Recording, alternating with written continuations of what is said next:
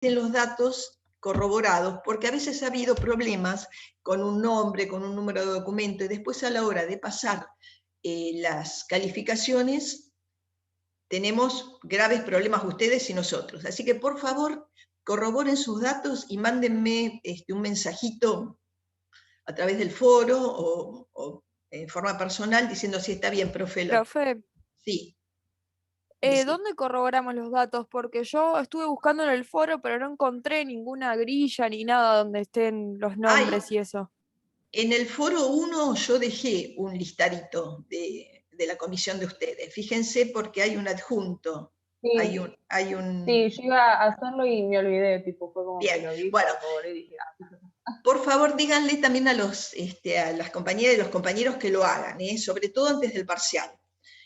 Bueno, otro de los puntos que son importantes conversar hoy. Ustedes vieron que hay un trabajo práctico, ya lo publicamos desde el viernes. ¿Lo pudieron ver? ¿O sí, no? por Sí, arriba, sí, pero sí. Bien, bien. Bueno, en el cuerpo del trabajo práctico van a ver ciertas condiciones y ciertos requisitos de entregas que son muy importantes que tengamos en cuenta. La carátula con todos los datos, cómo van a estar conformados los grupos. El trabajo es grupal, puede ser de 2 o de 3 integrantes.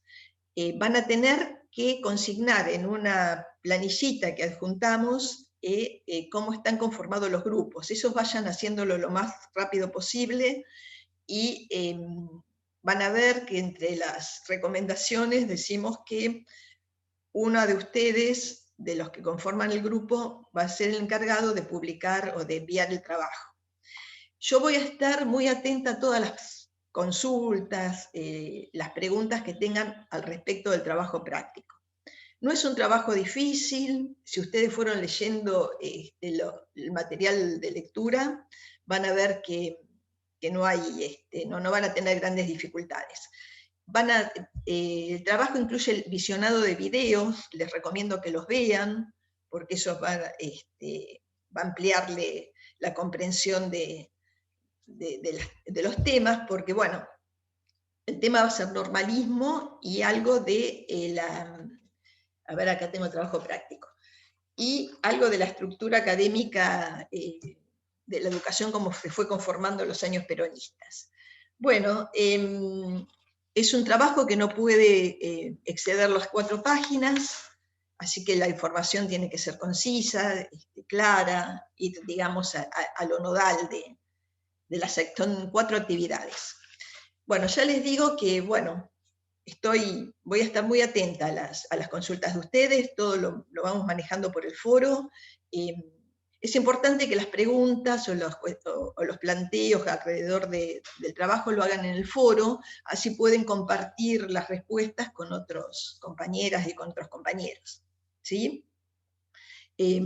Bueno, no sé si tienen alguna pregunta con respecto al trabajo práctico, algo que no sé si lo han visto.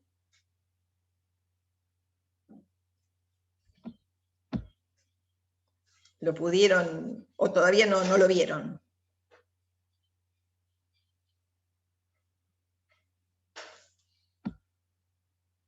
No, quizás mucho las consignas no me detuve a leer una por una, pero estaba esperando a que con mis compañeras de grupo podamos analizarlo mejor y ver por dónde empezar.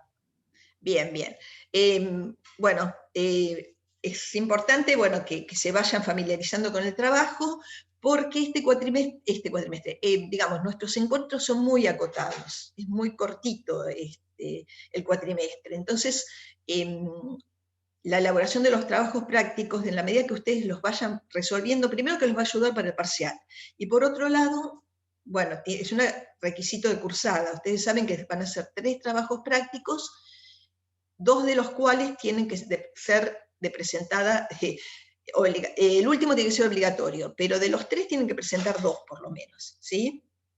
Esta semana van a tener y la semana que viene ya largamos con otro, con el trabajo práctico 2. Sabemos que se pegan, que son, digamos, muy encimados, pero no nos queda otra posibilidad porque es corto el cuatrimestre. Así que, bueno, en la medida que de lo posible vayan resolviendo, porque ya les digo, les va a ayudar mucho para el parcial. Bueno, creo que no les tengo que decir mucho más. En el trabajo traten de citar autores, cuando ustedes hacen alusión a autores, citen, porque eso también hace a la calidad del trabajo. Bueno, esa es una recomendación que bueno, les voy dando y que la tengan para cualquier trabajo que van realizando. Bueno, lo que vamos a tratar hoy es el tema de la educación en el primer peronismo. Es un tema muy interesante, para mí es apasionante porque sienta las bases de muchas de las cuestiones que hoy reconocemos en la educación y muchos de los debates que se dan en la sociedad. Ustedes saben, nuestra sociedad argentina está muy atravesada y muy impregnada por los avatares políticos, por las cuestiones sociales que fueron tensionando la conformación del sistema educativo y cómo cada uno de los gobiernos a lo largo de la historia interpretaron la relación entre el Estado y la educación. En el peronismo se da una particularidad muy grande, comienza a haber otra mirada con respecto a la educación y con respecto al sujeto de la educación. Es un cambio fundamental. Hasta el momento, hasta la irrupción del peronismo, había una mirada liberal de la educación, como una educación dirigida en lo superior a una élite, en los niveles primarios y secundarios sí se veía una expansión y una mayor oferta educativa, pero siempre con un corte enciclopedista y en un corte liberal. El peronismo va a producir un quiebre, una nueva mirada hacia la educación y hacia el sujeto de la educación. Bueno, yo preparé un PowerPoint porque son muchos los conceptos que vamos a ir recorriendo, así que me parece que siempre ayuda tener estos recursos. Bueno, voy al Power entonces.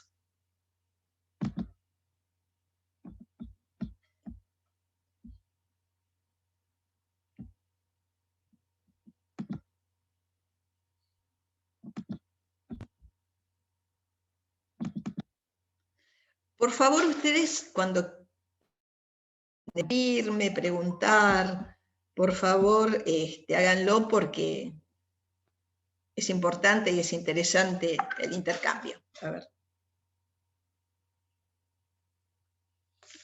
Bueno, a ver si puedo sacar este cartelito que siempre me molesta. Ahí está, vamos a ponerlo acá abajo. Bueno, acá es la presentación. El nombre del capítulo es muy sugestivo. La verdad que a mí me encanta Arata y Mariño porque ellos son historiadores de la educación y la verdad que son bastante didácticos. Ya está el nombre del capítulo, fíjense, libros, mamelucos y alpargatas. La educación en los años peronistas. Ya nos está dando un anuncio, ¿no es cierto? Los libros, bueno, remite a la ampliación del sistema educativo, los mamelucos al trabajo y las alpargatas a lo que tiene que ver con lo rural. También vamos a ver que se ocupó de la educación rural y de la educación de los sectores que habitaban la periferia o los sectores o el territorio rural de nuestro país. Por eso me encantan los títulos de Arata y Mariño, porque ya en sí son muy didácticos.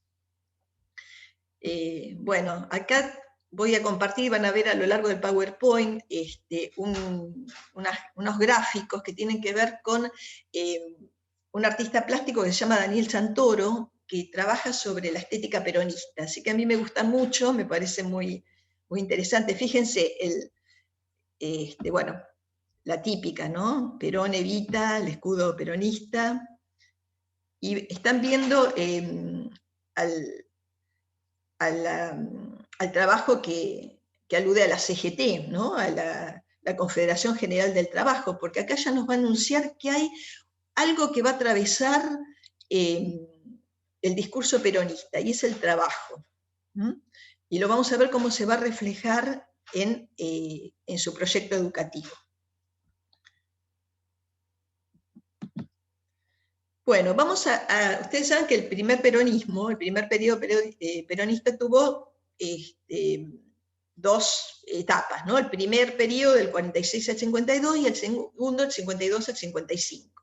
En el 55 se interrumpe por un golpe de Estado, la famosa Revolución Libertadora, que en los últimos años los revisionistas, los críticos dicen la fusiladora, porque realmente fue un hecho, fue una masacre. Ustedes han escuchado hablar de la Revolución Libertadora o de la fusiladora, como algunos le dicen.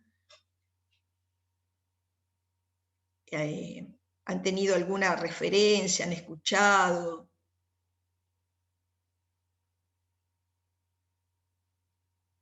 En realidad el golpe de Estado fue muy cruento, porque no solamente derrocó al gobierno, sino que hubo un bombardeo. Imagínense un bombardeo en plena Plaza de Mayo. O imaginen que bombardeen nuestra ciudad, la municipalidad. Bueno, realmente fue muy cruento. Eso también nos va anunciando, digamos, las tensiones de la época, ¿no? Y esto que a ustedes a lo mejor les cuesta pensarlo, pues son muy jóvenes, lo que es un golpe militar y lo que significa, pero porque por suerte no lo han vivido, pero imaginen que se derroca al Estado, al gobierno que actuante de una manera por la fuerza, con una actuación de las Fuerzas Armadas, se sobrevolaban los aviones donde hubo un bombardeo, así que bueno, fue muy, muy duro. Y eso dejó heridas graves y duras y que fueron permaneciendo en la sociedad argentina, ¿no? Estos enfrentamientos peronismo-antiperonismo son cuestiones que hoy mismo las vamos viendo, ¿no es cierto? Somos todos muy conscientes de estas tensiones que hay dentro de nuestra sociedad. Y ahora vamos a ir entendiendo un poco. La idea es ir entendiendo qué es lo que sucedió y qué es lo que significó el peronismo para la sociedad argentina.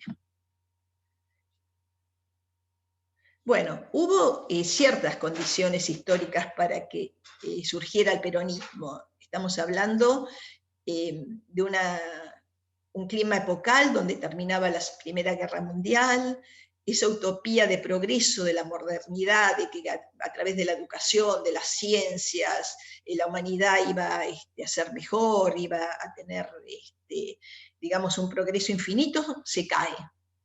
Hay un cambio mundial ante la mirada del progreso. Y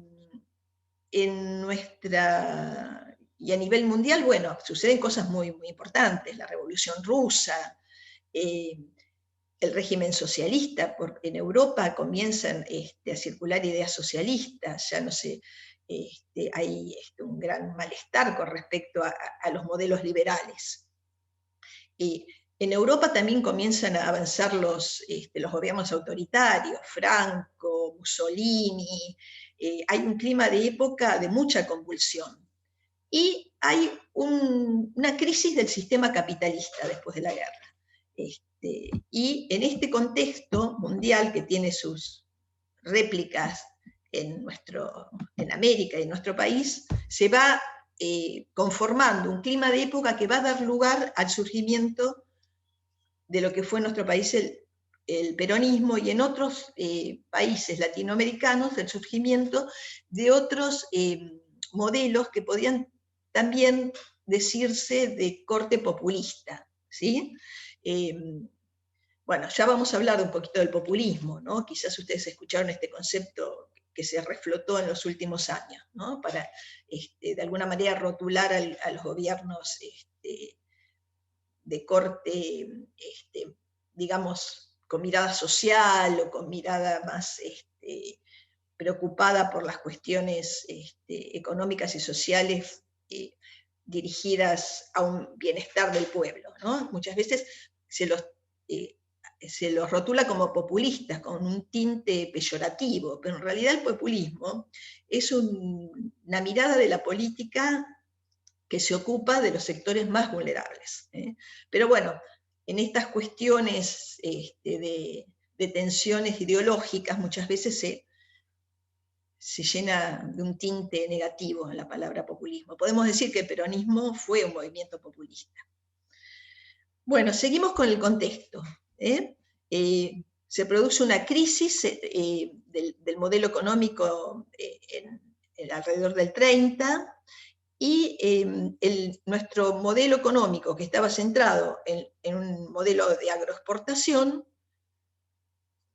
debe reconfigurar un poco cómo se sigue, porque, digamos, los productos de Europa no ingresaban con la facilidad que ingresaban antes, porque piensen que estamos en un contexto de posguerra. Se ve la necesidad de comenzar una industrialización, de no depender de las importaciones de Europa, y empezar a pensarnos como un país que puede industrializar sus productos. También hay cambios demográficos importantísimos. Grandes masas, el modelo económico agroexportador, que se fue centrando en el puerto de Buenos Aires y en el Rosario, provocó que grandes masas de población del interior vayan hacia estos centros buscando mejores condiciones de vida y trabajo. Piensen que hubo una emigración de masas muy grandes a estas ciudades, y se iba conformando una masa obrera, porque los cambios en la economía iban al compás de un crecimiento de una masa obrera. En 1930 se produce el primer golpe de Estado al gobierno de Hipólito Yrigoyen, ¿sí? Fue un golpe de Estado, y decimos siempre que fue lo que inaugura lo que se llamó década infame. ¿Por qué? Fue una década donde la oligarquía, los liberales, los conservadores, tuvieron la conducción del país, pero con, digamos, presiones de fraude. Hubo fraude electoral, hubo presiones para que la gente no votara libremente. Esto se llamó década infame porque fue una democracia, entre comillas, ¿sí? Yrigoyen fue otro gobierno que pensó en los sectores populares. Esto molestó al poder, se produce ese golpe de Estado. Bueno, imaginemos, ¿no? Un clima de época bastante convulsionado. Bueno, se pone en crisis también este modelo liberal económico. Bueno, fíjense, ¿ven el trabajo de Santoro? ¿Les gusta la estética?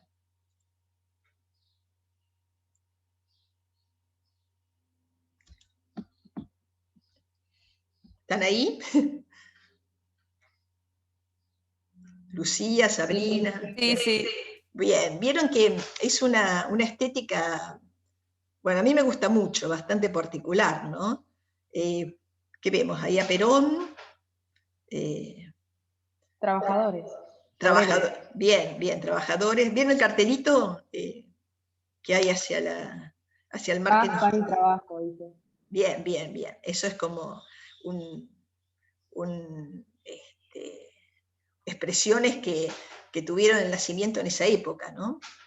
Y ahí vemos, miren, hay un paraguas que está sostenido por un personaje, yo creo que es Rucci, que fue un sindicalista, ¿no?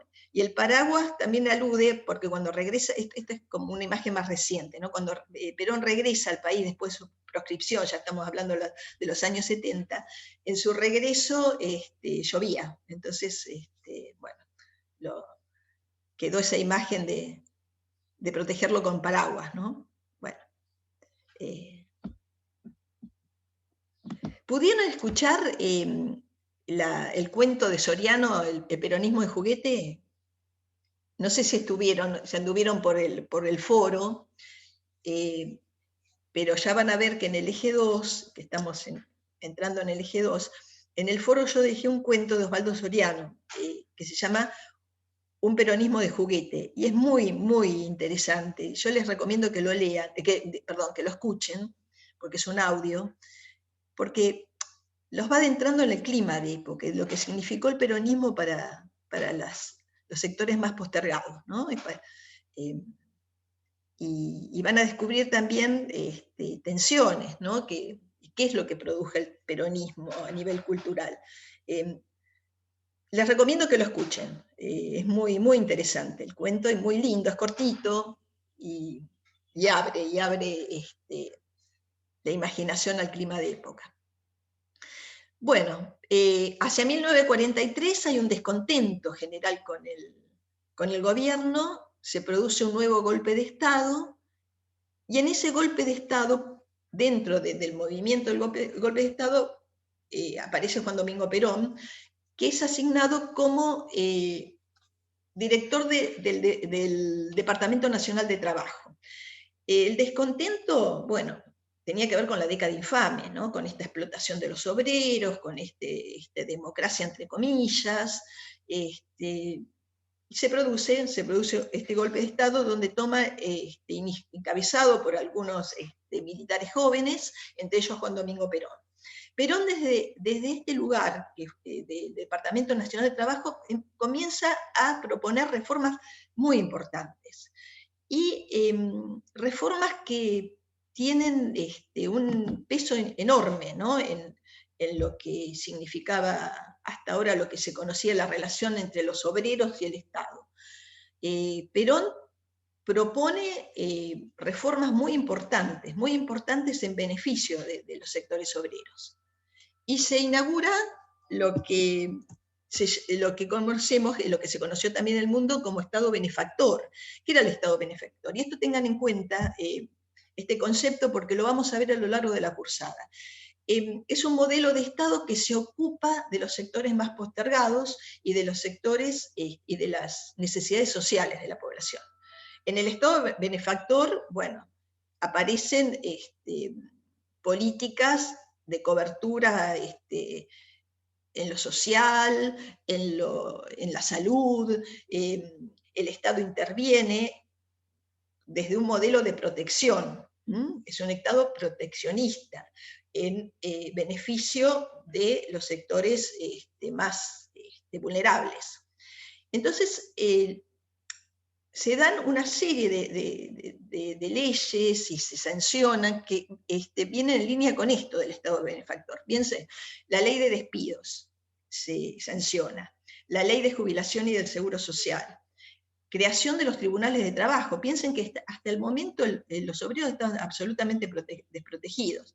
Si se les ocurría echarte, si se les ocurría no pagar vacaciones, se ocurría arbitrariamente tomar sanciones si te enfermas. Bueno, al crearse los tribunales de trabajo hay una regulación del Estado de lo que hacen los patrones con los obreros. Hay algo que también fue muy importante. Piensen que había muchos trabajadores rurales y con el peronismo organiza y sanciona el Estatuto del Peón Rural, en el cual se establecían los derechos y las obligaciones que debían tener los obreros peones rurales y sus patrones.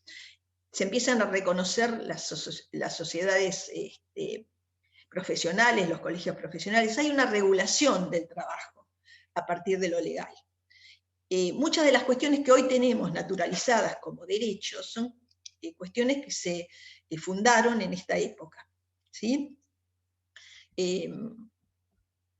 Se van dando cuenta cómo este Estado va teniendo otro cariz, ¿no? Veníamos de un Estado donde la oligarquía y donde los sectores conservadores se ocupaban muy poco del bienestar, digamos, de las masas obreras, a un Estado que se empieza a ocupar y empieza a hablar de derechos, cuestión que no estaba contemplada hasta el momento.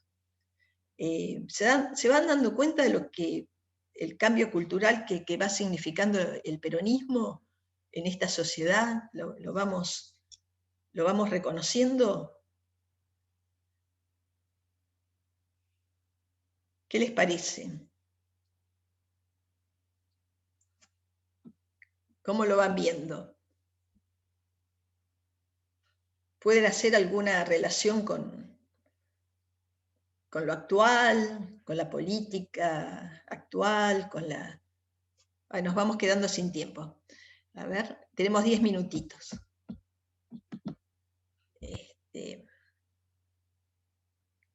Uy. ¿Qué es? Bueno, no sé qué toqué. Bueno. Me apareció algo ahí del Zoom. Bueno.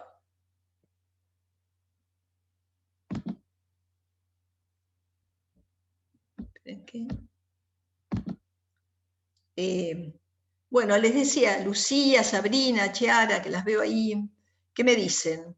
¿Te dan cuenta el cambio cultural que produce el peronismo, en este primer peronismo? Sí, obvio, para mí introdujo un cambio demasiado grande, porque empezó a darle una importancia a algo que hasta entonces nunca había sido importante. Es decir, comenzó, para mí, desde mi punto de vista, a expandir una sociedad, a tomar en cuenta lo que era importante o las preocupaciones de sectores en los cuales nunca les habían hecho sentir de semejante manera. Por eso tuvo tanto peso y por eso es el peso que yo creo que tiene hoy en día el peronismo todavía, porque si bien el peronismo llegó en el 45, 46, estamos en 2021 y se sigue hablando de peronismo. Y por eso siento que para mí fue demasiado importante en la historia, porque marcó un antes y un después. Excelente, Lucía, tu reflexión, y por eso también digamos, es tan debatido y es tan tensionado. También hubo cuestiones que vamos a ver que dieron lugar a críticas, a tensiones, a paradojas. Bueno, el peronismo es todo eso, ¿no? Pero lo que no podemos negar es que crea un nuevo escenario y una nueva relación entre la sociedad, el Estado, los sectores postergados, y bueno, es muy interesante porque entender el origen del peronismo es entender también muchas de las cuestiones que nos suceden hoy. Bueno, fíjense que en lo educativo fue un antes y un después. Hay una expansión, un crecimiento del sistema.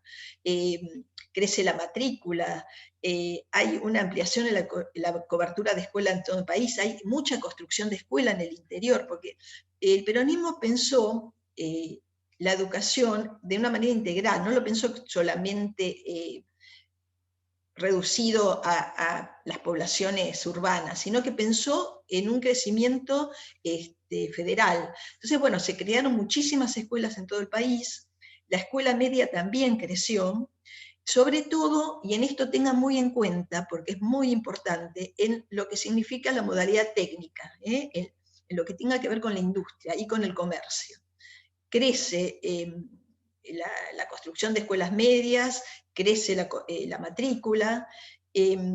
Otra de las cuestiones importantes del peronismo es que aumentó la matrícula en la universidad. ¿Por qué? Vamos viendo que esos sectores que podían ir accediendo a la educación, porque piensen que ya había empezado a crecer la educación secundaria, ya llegaron a la posibilidad de acceder a la universidad. Y hay algo muy importante, que hay una ley, la 13.628, que es la que establece la gratuidad de la universidad. Esto se produce en este momento. Lo que hoy gozamos como un derecho, que es el acceso a la universidad gratuita, que muy pocos países lo tienen. A veces nos olvidamos de eso. A veces nos olvidamos que porque somos muy críticos de nuestro país, nos parece que es el peor país del mundo. Bueno, hay como un folclore alrededor de eso, ¿no? De darle palo a nuestro país, pero nuestro país proporciona universidad gratis. Muy pocos lugares del mundo tienen acceso a la universidad gratuita, con la significación que tiene eso, ¿no? De ascenso social, de posibilidad de formarse. Bueno, esto, a través de esa ley se instala esto de los basamientos de la universidad gratuita. También aparece la obligatoriedad del jardín de infantes de 3 a 5 años, aunque después se deroga esta ley, pero bueno, ya empezó a hablar de una obligatoriedad, fíjense, que es bastante progresista para la época, ¿no? Jardín de infantes obligatorio, inclusión de modalidades en secundarias que no estaban hasta el momento, modalidades particulares con formación, no sé, en formación en construcciones, en electrónica, en temas agropecuarios, navales. Bueno, esto le va a abrir un abanico de modalidades nuevas a la escuela secundaria. Y otra novedad que tiene el peronismo en cuanto a cómo piensa la educación, que va incluyendo ofertas educativas que antes estaban por afuera de la escuela, porque había formaciones laborales que se daban en los sindicatos o que se daban en otros espacios educativos no formales, los incluye. Esto es muy novedoso para la época también, va incluyendo ofertas educativas que estaban por fuera del sistema, las va a incluir. Y algo muy importante, que desciende muchísimo en la tasa de analfabetismo. Fíjense cómo va teniendo un impacto muy fuerte la política educativa peronista. Y bueno, fíjense que es una ruptura en lo cultural y en lo social. Empiezan a interpretarse a las masas de otra manera, digamos, no es el concepto vamos a civilizarla, ¿se acuerdan? Civilización o barbarie, hay que civilizar, hay que homogeneizar, sino la mirada cambia en lo que significa la inclusión de las masas en la vida social y política de un país, a través de la ampliación de derechos y a través también de la participación política, porque también lo que va a invitar el peronismo es a que a una democracia participativa, donde los ciudadanos participan activamente a través de distintos espacios, ¿no? Después vamos a ir viendo cómo se van ampliando espacios de participación política. No tenía miedo el peronismo a la participación política, al contrario, invita a la participación, porque el ideario peronista entiende que la forma de transformar la realidad es a través de la participación política. Bueno, otra de las... aparecen unas nuevas formas de nombrar, aparece la palabra pueblo, la palabra... digamos, pueblos es muy, muy importante esta categoría, porque era un modo de incluir a los sectores, a nuevos actores políticos, ¿no? Y como sujetos privilegiados de las políticas educativas y estatales. El pueblo era el privilegiado. Y otro privilegiado que a lo mejor ustedes escucharon, fueron los niños, ¿no? Hubo políticas muy activas, muy fuertes, en dirección de acompañar la educación de los chicos, y no solamente en la escuela, sino creando otros espacios formativos y de oportunidades educativas, por ejemplo, los torneos deportivos, que aún perduran, ¿no? Recuerda que los torneos Evita son torneos que aún hoy se llevan adelante. Los torneos deportivos, los hogares escuelas en el interior, donde los chicos que tenían problemas sociales o desamparo familiar podían estar en las escuelas, atendidos, formados, todo lo que es el turismo social. Vieron, las colonias de Chapamalal fueron, digamos, colonias que fueron construidas en esta época, ¿no? Pensando en un turismo social, el derecho del pueblo a poder gozar de los beneficios de vacaciones, es otra de las cuestiones también revolucionarias de este gobierno. Y en lo social aparecen nuevos sujetos sociales, ¿no? Que comienza a tener otra conciencia de derechos. Se empieza a hablar de derechos. Hasta entonces se hablaba de asistencia, ¿no?, a los más necesitados. Fíjense que la sociedad de beneficencia era la que manejaba la ayuda social, ¿no? Gente de la oligarquía, en especial las mujeres, que se ocupaban de ayudar, o la iglesia, o de dar beneficencia. Con el peronismo, y sobre todo la figura de Eva Perón,